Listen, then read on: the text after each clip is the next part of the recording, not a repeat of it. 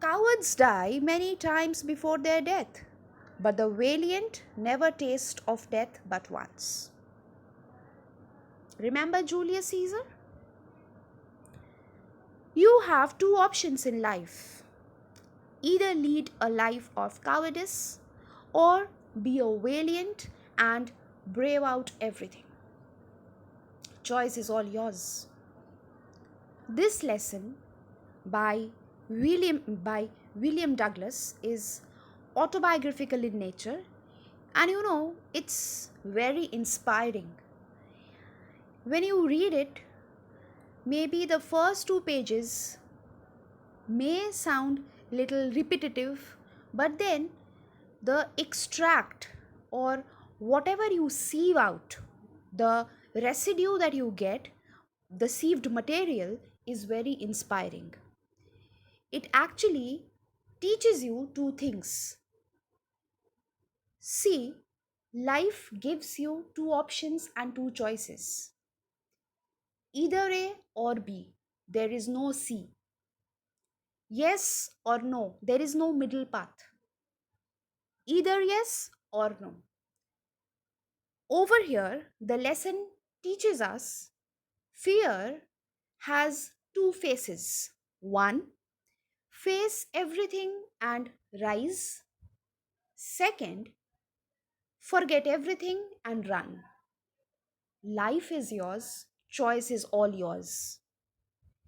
Either forget and run away from everything, keep on running, or face and rise and say that fear a goodbye, goodbye forever. I read somewhere fear is an acronym. Acronym, when you uh, like you have the letters FEAR, fear. F is false, E is evidence, A is appearing, R is real. False evidence appearing real. So you see, fear is false, but it appears real. Yes, my dear, fear is totally an illusion. It's a fabrication of our mind. It's an illogical and irrational kind of bully which we allow to stay in our mind. And this bully is so ruthless, it's so bad, it's so merciless. You know what does it do? This bully paralyzes us, this bully handicaps us, and that is why we find it very difficult to advance in life, to move on in life, and that is why we have a tendency either to run away from it or retreat. Now you see, over here, the protagonist, William Douglas, he gives us a peek into the feelings of a drowning person. Now, the drowning person is he himself. What does he do? He shares his harrowing experience. He faces two experiences. Okay? What had happened? One, the first incident happened when he was 3 or 4 years old. His father had taken him to the beach in California, and the waves had knocked him down. And the second incident took place much later when he was at the age of 10 or 11. He was thrown into the deep end of the YMCA swimming pool at Yakima. He became so hydrophobic. Phobia is fear, hydrophobia, fear of water. He became so hydrophobic. He had two options in life: either to stay with that fear throughout his life and avoid water wherever he went, or face that fear, fight that fear, and lead a life like a bird. He chose the second one. Let's begin. It had happened when I was 10 or 11 years old. I had decided to learn to swim. There was a pool at the YMCA in Yakima that offered exactly the opportunity. So, what happened when he was 10 or 11 years old? He decided to swim. And where? At the YMCA swimming pool in Yakima. Yakima is a city in the US. Now you see, he had an option to go to the Yakima River too to learn swimming. But then the Yakima River was very treacherous, very dangerous, very deceptive. So he chose the YMCA pool. Now, the incident that's going to happen is at the YMCA swimming pool. But before the incident happens, he actually narrates the incident that happened to him when he was 3 or 4 years old. That is why you see next page he says, "From the beginning, however, I had an aversion to the water when I was in it." So you see, he went to the YMCA pool in Yakima, which offered very good conditions for the purpose of learning swimming.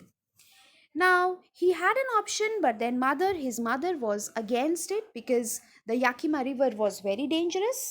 So he chose the YMCA pool, the YMCA swimming pool. Now what happened? He was averse to water, aversion, hatred. Why? Because the episode that had happened to him when he was about 3 or 4 years old rested somewhere in his mind. And what was that? The beach incident, the beach in California. What had happened? He was standing with his father, clinging onto him, and suddenly the wave knocked him down. Now, this little Douglas, he became extremely frightened, and this terror was somewhere embedded in his heart. Now, years later, he decided to learn swimming. Now, you see, that incident wasn't very dangerous because you see, he can face water. He has come to the swimming pool. So, I won't say that incident which had happened to him when he was 3 or 4 years old was actually very harrowing. Yes, it was, and it had created a deep impact because he was very little at that time. But you see, he is a brave boy, isn't it? And that is why, maybe to face water or maybe to get rid of that fear, he has decided to learn swimming. And now that he is 10 to 11, 10 or 11 years old, he has come to the YMCA swimming pool. Now, what happened at the YMCA swimming pool? Now, this is the second incident that has happened to him.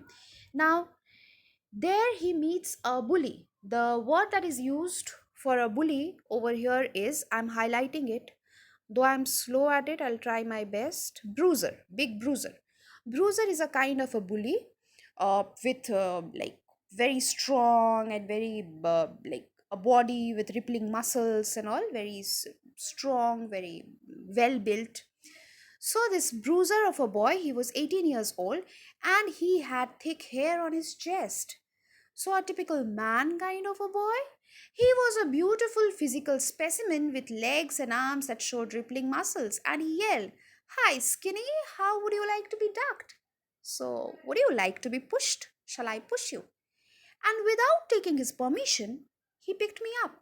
Like he picked Douglas up and tossed him, threw him into the deep end, deep water. Now, this incident actually becomes very horrifying for Douglas. He was so frightened, he was so scared that his mind stopped working. But you see, over here he says, again I highlight,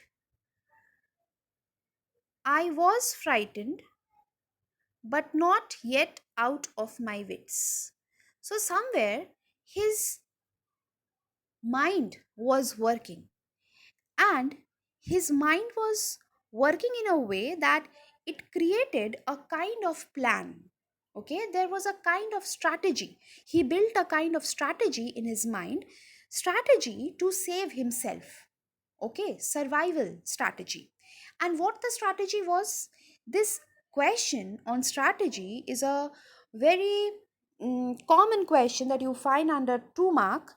It's what was the strategy that Douglas uh, framed in his mind to save himself. Now the strategy was that he planned that when his feet hit the bottom, he would make a big jump, come to the surface, lie flat on it, and paddle to the edge of the pool. So he decided that he would do so because he was afflicted by the fear of water. And this experience was actually very horrifying. So he planned that he would do so, to push himself to the surface, and then finally he would paddle to the edge of the pool. Now you see, when we go to the next page, we see that he had actually applied the strategy 2 or 3 times. But contrary to this plan, contrary to this strategy, he failed to pop out of the water. He struggled, but he could not paddle, he could not move his legs because he was paralyzed. He went up and down a couple of times. And you see, the line over here says, then I started down a third time. So, page 26 is actually Douglas applying the strategy. It has been repeated. The way he applies the strategy, he fails. It's there on page 26. So, you see, if I divide the pages, the first page talks about YMCA swimming pool. Page number 25 discusses about the two incidents, the first with his father, second with the bruiser who pushed him into the deep end of the swimming pool. The next page discusses Douglas's strategy that he applies and again fails. Next page, when you come to page 27, we come to know that he had applied the strategy 3 times. Because you see, he says, there I started down a third time. I sucked for air and got water. The yellowish light was going out. Then all effort ceased. I relaxed. What happened? You see, over here, he had applied the strategy, he failed. Finally, what happened, he got so tired, he got so exhausted, like he lost his stamina. And with the loss of his stamina, he also lost the will to struggle against drowning. This happens, when you are very exhausted, when you get very tired, you lose that strength somewhere. So he lost the strength, he lost his willpower to fight against drowning. Now, what happened? Having swallowed a lot of water, he became very unconscious. And on regaining consciousness, he found that he had been saved and everyone was trying to revive him. And you see, it's described the next. I remember I was lying on my stomach beside the pool, vomiting, and the chap that threw me in was saying, but I was only fooling. Now you see, the theme of the story is how to face fear. Like you have two options, and this lesson becomes very inspiring and it teaches you that instead of running away, you need to face your fear. Okay, you accept that you have a fear and then fight back. The sub theme of the story is about bullying. You see, what does the bruiser say over here? I was only fooling. Now, see, for a person who actually bullies, for him, this was a kind of fooling around. But for Douglas, it was not uh, like something very amusing. He became a victim to it. So, the sub theme actually teaches us the ills, the evil of bullying. At times we tend to forget. At times we think that bullying is just a part of amusing activity. It just amuses us and it's just for fun. But then this lesson gives you a very kind of harsh lesson, which also somewhere indirectly tells us that though we fail to realize, but it actually hurts a person, it injures a person mentally. So we should stay away from such kind of activities. Okay, now we proceed. So what happened? Several hours later I walked home. I was weak and trembling. I shook and cried when I lay on my bed. See, for him it was bullying, isn't it? He says that I was just fooling, so I didn't know that it was going to be so serious. But over here, look at William's condition. He says that I was weak, I was trembling, I shook and cried when I lay on my bed. I couldn't eat that night. For days, a haunting fear was in my heart. The slightest exertion upset me, making me wobbly, weak in the knees, and sick to my stomach. So when you are sick to your stomach, you cannot actually eat. And if you eat, you have a tendency to throw out. So he says that this was the condition, this was the post effect of his getting drowned. I never went back to the pool. I feared water. I avoided it whenever I could. So he started avoiding water. A few years later, when I came to know the waters of the Cascades, I wanted to get into them. Now, you see, the problem with William Douglas is though he is very afraid of water, somewhere he is also fascinated by water. Because you see, when he comes to know about the waters of the Cascades, he wants to jump into them, he wants to relish. So, whenever he did, whether he was wading in the Titan or bumping river or bathing in warm lake of the goat rocks, the terror that had seized him in the pool would come back. It would take possession of him completely. His legs would become paralyzed and icy horror would grab his heart. So he actually wanted to enjoy water. But then what had happened? The phobia haunted him. He could not enjoy anything because the old fear kept on revisiting him. And that is why he became a kind of handicapped. He became a kind of like frightened with everything. He was overpowered. Now, what does he decide to do then? He tried to overcome his fear. Because you see, terrors and fears are all psychological. We can surely overcome and conquer them. But then what do we need? We need determination and we need courage to do so.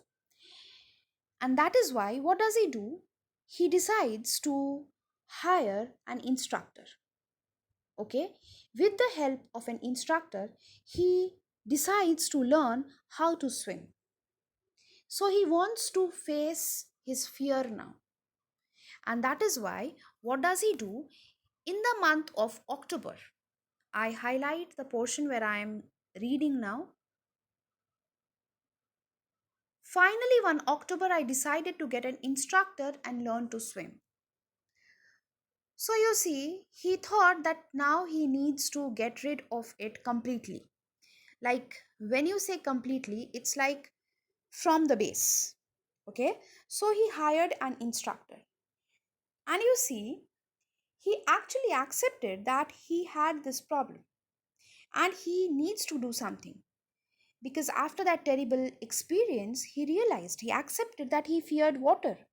Because that fear prevented him from enjoying every outdoor activities, isn't it? Like swimming, fishing, and then there are canoeing, boating. He could not do all these activities. So he decided that he had to fight this fear and he accepted his problem.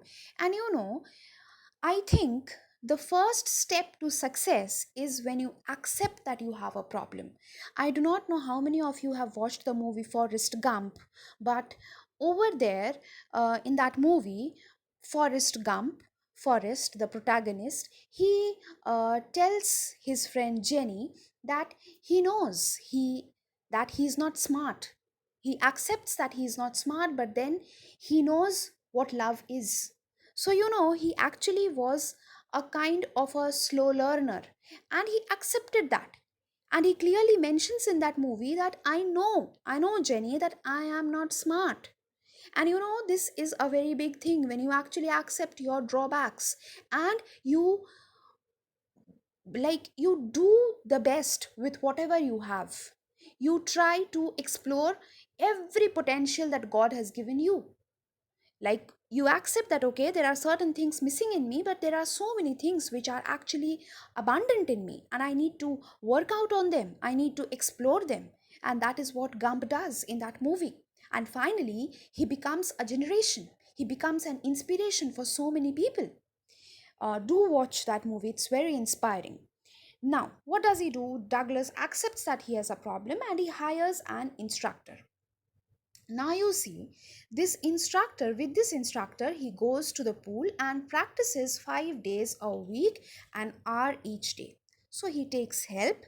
He is brave enough to speak out, and that is why he hired the services of a trainer. Now, wholeheartedly and with full dedication under the instructor, he develops the qualities of persistence, perseverance, and capacity for hard work. And that is why you see the process or the procedure that he follows is very technical. There are three steps, uh, if I'm not mistaken. The first step is actually there is a rope which is attached to the belt, which goes through a pulley that ran on an overhead cable. Now the instructor held on to the end of the rope, and we went back and forth across the pool, hour after hour, day after day, week after week. On each trip across the pool, a bit of the panic seized me. So, this was the first step. He just faced water with the help of the trainer. Now, this was very mechanical. Uh, this involved a kind of procedure. So, he did that. Second involved putting his face underwater and exhale, and then raising my nose and inhale. So, you see, this was not like, okay, you want to learn swimming. So, what do? You plunge into the water and start swimming. This was not the step. What did the instructor do? First, he made Douglas face water. Second was putting his face under the water, making him exhale, and raising his nose and then making him inhale. This was the second step. Now, he repeated this exercise hundreds of times. The third was, now you see, these two steps, these two methods, he repeated them n number of times. Okay, and then finally, what did the instructor made him do? The instructor made him kick with his legs. Now, for weeks I did just that. At first my legs refused to work, but they gradually relaxed, and finally I could command them.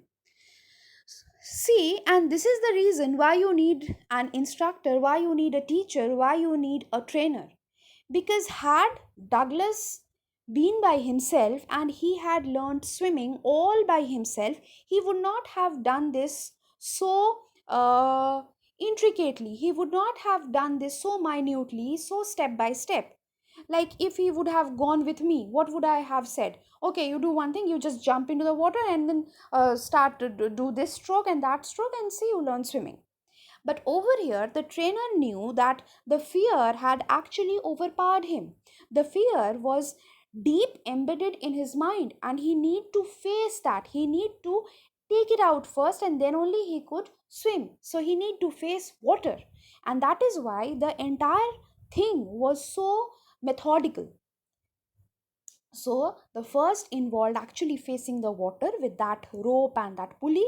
Second was inhaling and exhaling, the breathing exercise. And third was kicking his legs, the legs, making the legs more active, because his legs had become paralyzed when he was thrown by the bruiser into the water. So finally he did this, he practiced, and piece by piece he built a swimmer. So it was not just that, okay, you do one thing, you go and you become a swimmer. No, by piece, he built a swimmer. The trainer identified his problem, and he started from the base. He created a kind of scaffold, and then he made him a swimmer. And that's what a trainer does. And when he had perfected each piece, he put them together into an integrated whole. And in April, he said, now you can swim. Dive off and swim the length of the pool, crawl stroke. So you see, he started in the month of October, and April, it was all over. I did. The instructor was satisfied and the instructor was finished. But I was not finished. And from this, I find the lesson to be very inspiring.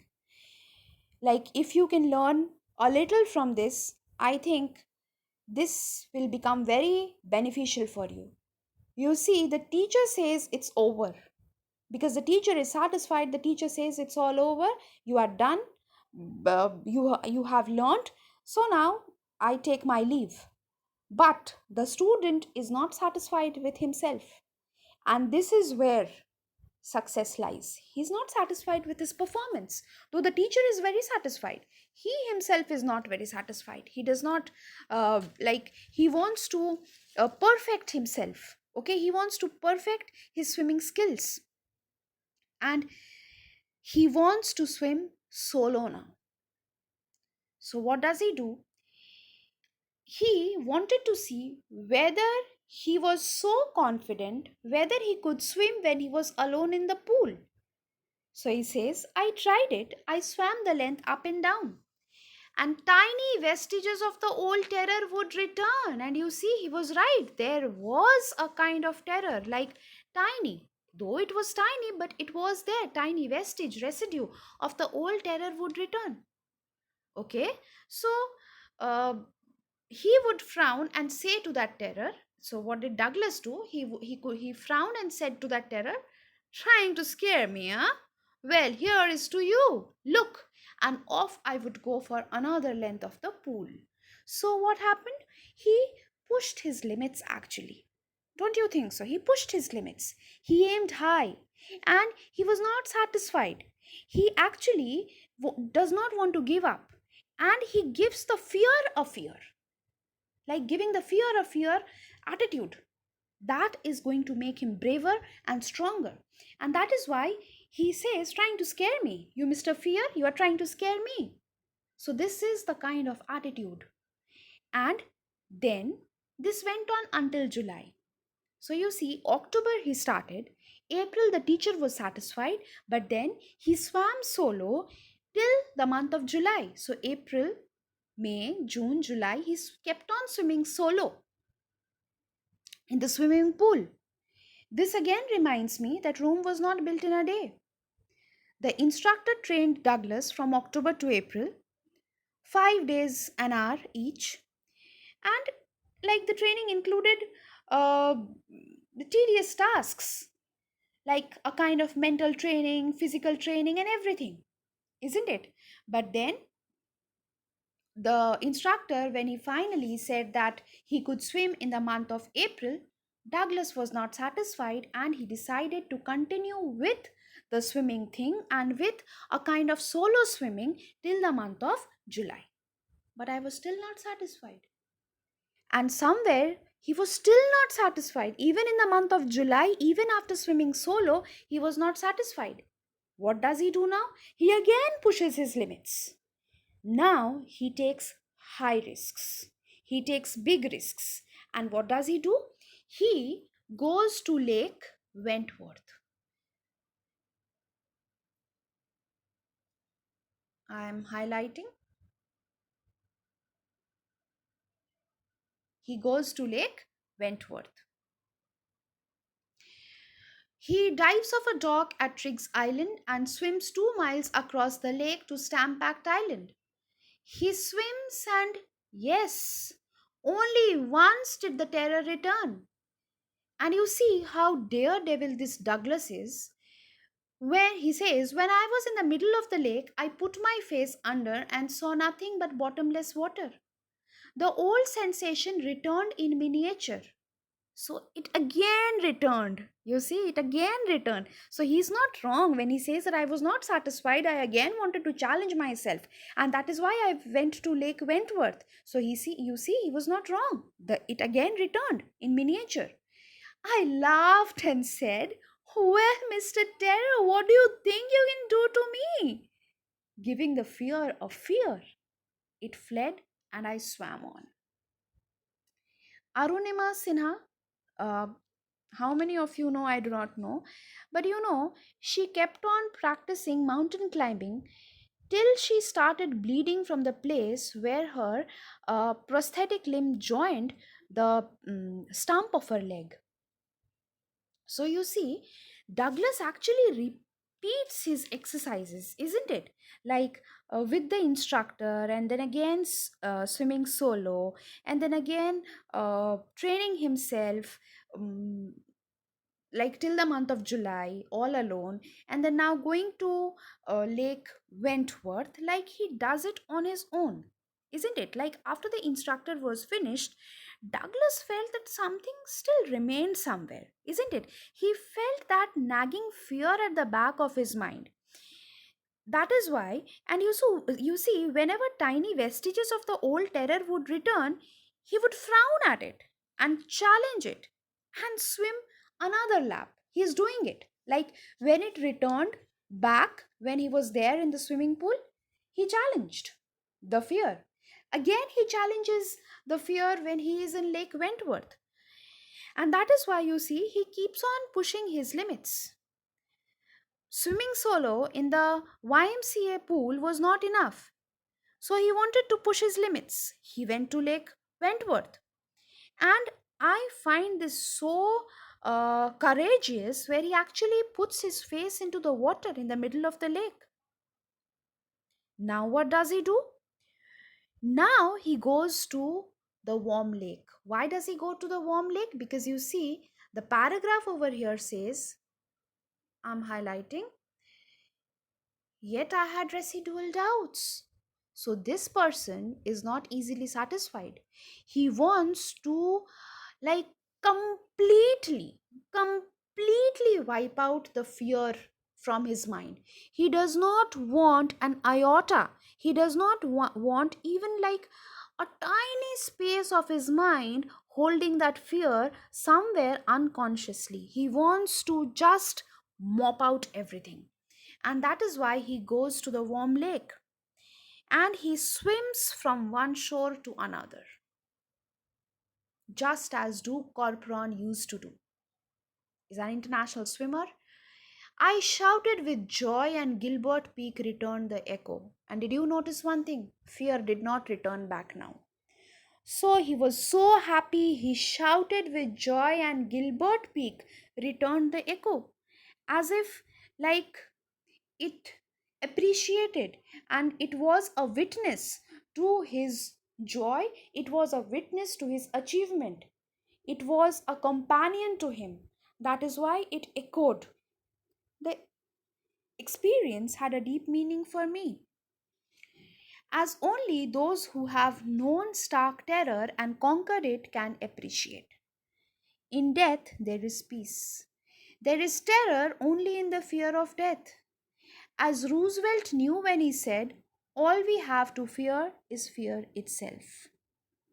So you see, nothing can beat the joy of having conquered one's fear and weaknesses, isn't it? And finally emerge victorious in the true sense. Like he is actually victorious, and that is why he says that only those who have known fear and those who have conquered fear can actually understand his position, his ground. And that is why he quotes Roosevelt and he says that all we have to fear is fear itself.